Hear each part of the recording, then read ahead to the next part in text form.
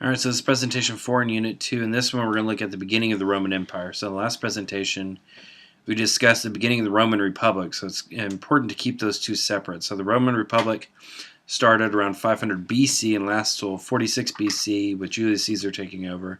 And this is where we start seeing the transformation from republic to empire. So republic, we talked about the government and how it was fairly similar to the U.S., and we see where we get a lot of inspiration for it. So such as having like different branches of government, having a Senate and a lower assembly, which is similar to our House of Representatives, and the tribunes, I should say, which is similar to our Supreme Court system. So eventually that went away and then becomes an empire. So let's get into the collapse of the Republic.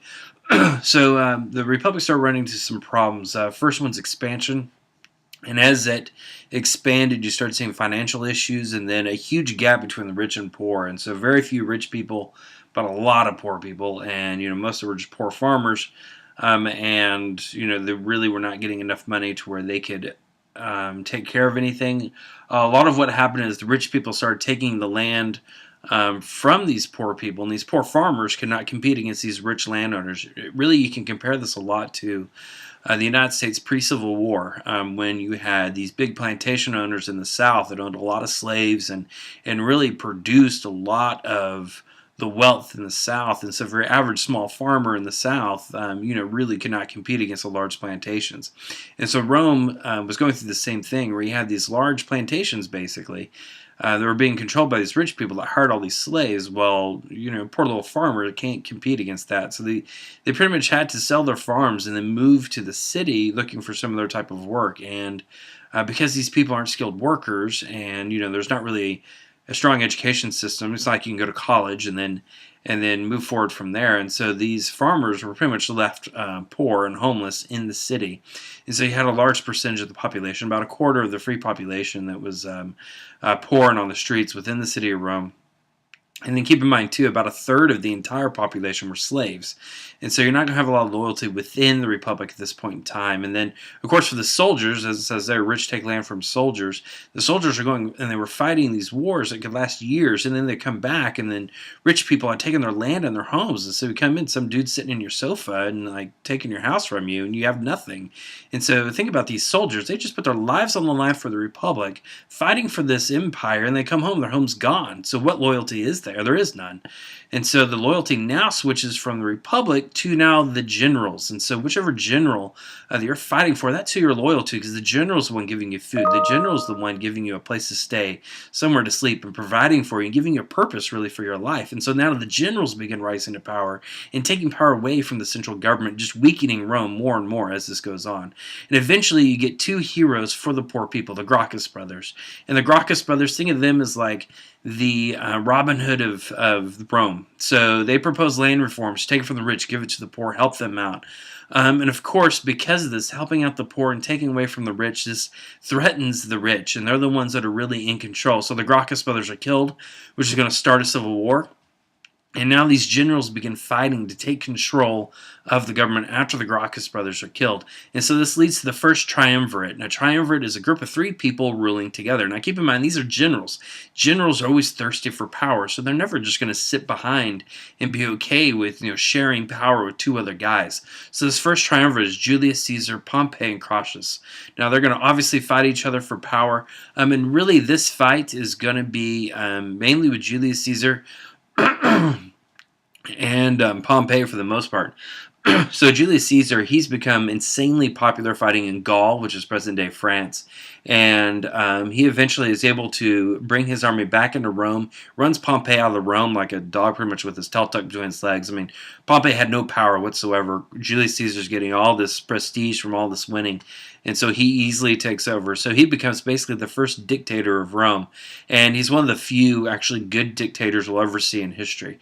So the first thing he does is expand the Senate. So he brings in more senators from more of the regions of Rome. And what this does, of course, is lessen the power of the individual senator because now there's more of them within the Senate. And so this is going to make the Senate quite upset. And then he helps the poor by creating jobs for them. And so he expands public works projects, builds more buildings, things like that, puts them to work. And so now they're happy. He increases pay for soldiers. Now they're loyal back to the empire again because now they're getting good pay. They're getting recognized for what they're doing. So Julius Caesar's bringing this all together. But of course, he did create enemies in the Senate because he weakened the power of the individual senators. So Brutus and Cassius and several other senators joined together and conspired to assassinate him.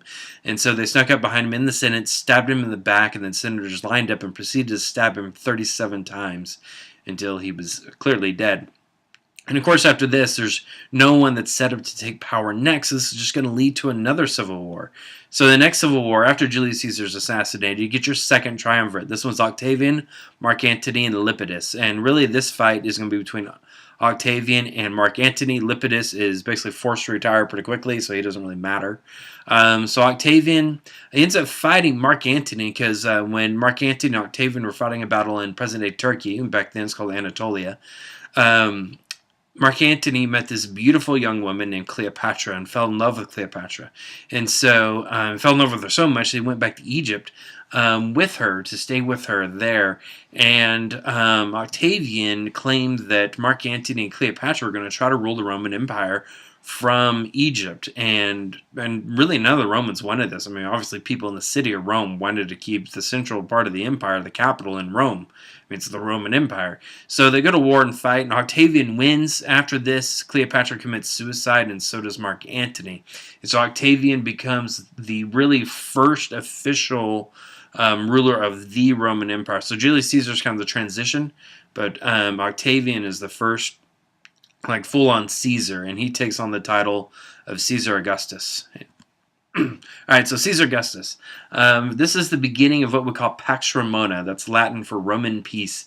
We have 207 years of peace throughout the Roman Empire. So during this time, I mean, there was still some fighting, but generally speaking, there's peace throughout the empire. There's not really any invasions coming in from outside areas, and because of this, now they can really expand the public like public works projects, the building of roads.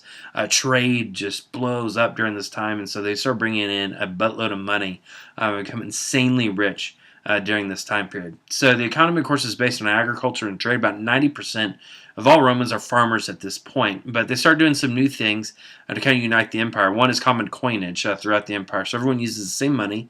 And then also, like I said, the complex network of roads. And these roads, just within the Roman Empire itself, was enough to stretch around the world 10 times. So you had thousands and thousands of miles of roads. And actually today in Europe, many of these roads are actually the highways that transverse throughout the continent today. Even your main interstates in Italy today are all former Roman roads. And then, of course, they also developed the Silk Road, and the Silk Road connects over to China. At the same time as Rome is becoming a vast empire, we have China's most powerful empire coming up, and that's Han China. So they connect over China. It's called the Silk Roads because that's mainly what the Romans bought from the Chinese was silk. Romans had no idea how to produce it, but they loved it, and so they bought it. Usually it was about $2 billion worth of silk and other goods they would buy from China every year. So a huge network of trade going back and forth along there. And in this image, you see the Roman road system. So like I said, it spans a lot of the continent of Africa, the island of Great Britain, over into the Middle East, and then crisscrossing North Africa along the Mediterranean coast. To give you an example of the Roman roads, this is a Roman road inside the city of Pompeii. You can see on the right how it's actually built. So it's really pretty much built the way we build our roads today. So everything you see in this picture here, this is all from the Roman Empire. Those sidewalks aren't modern sidewalks. Those are Roman sidewalks, even though they look just like ours. And so you see the sidewalks there. They had plumbing systems underneath, sewage systems, of course this road system here, and all of that. So very advanced for their time period for sure. All right, so Augustus, he also set up a civil service system to administer the empire. So basically, think about the size of the empire, and especially back then, for one person to control a vast area, it's going to be really hard to do if you don't have some kind of complex system to set up to be able to do that. So what he does is divides the empire up into provinces and puts governors over each province. And as we get into Christianity, that'll be important because we'll talk about Pontius Pilate, who ruled over Judea. So that's what he did basically. So these governors reported back to the emperor, and it was a way for him to keep check on what was going on throughout the empire, make sure the rules and laws and taxes were being collected like they needed to be. Now, after Augustus, you did have a problem with some pretty bad emperors that take over. As well. And it took a while before we finally get to the 5 good emperors that Rome had. And basically, what happened, the reason why they had these bad ones in between Augustus and the 5 good ones, is they did not have a system for picking the next emperor. So it wasn't like a monarchy, where you have a child and then you die and then your child takes over. What happened at first is Augustus died, and then they were just like, okay, well, who's in power now? I don't know. And then they would fight over it or something like that, and someone would come into power, which means an idiot could take over. And that's generally what happened. And so once they got 3 idiots in a row, then they decided maybe we should set up a way of succession. So what they started doing, and the way they got these 5 good emperors, is they started handpicking who the next emperor would be, and they began to train them and have them work alongside the current emperor. So when that emperor died, you had someone that had already been in the system, already seen how it works, and see how to run the empire, and therefore you could have a smooth transition. So on this slide, you'll see the 3 bad emperors basically taking over right after the crucifixion of Jesus Christ. You see Caligula. Caligula was known for a lot of really bad things. One big thing he was known for was overspending. He would take a lot of taxpayer money and just spend it on a bunch of crazy stuff. He was big into partying. I can't even say that. Partying, there we go. And so much so he even had a party boat with heated floors, that long ago. And so he just, his people are poor and starving, and then here he is building a boat for having giant parties. And then Nero, of course, was absolutely horrible. He loved killing Christians.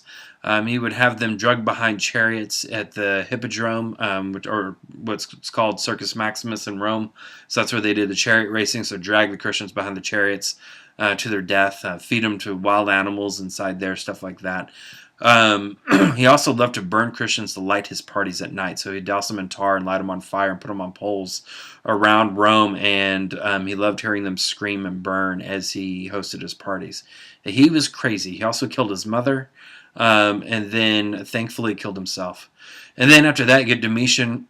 Wasn't really much better after that. And then finally, your 5 good emperors: Nerva, Trajan, Hadrian, Antonius Pius, and Marcus Aurelius. Hadrian's famous for building Hadrian's Wall between England and Scotland. They couldn't keep the Scottish. They couldn't control the Scottish or take them over, so they just built a wall. And then Marcus Aurelius, he's the last good one. If you saw the movie Gladiator, he's the old ruler at the beginning of the movie that dies, and then after that, his idiot son takes over, and thus begins the fall of the Roman Empire. So basically, beginning with Marcus Aurelius' son is the beginning of the end of Rome. It takes another 300 years, and then Rome falls.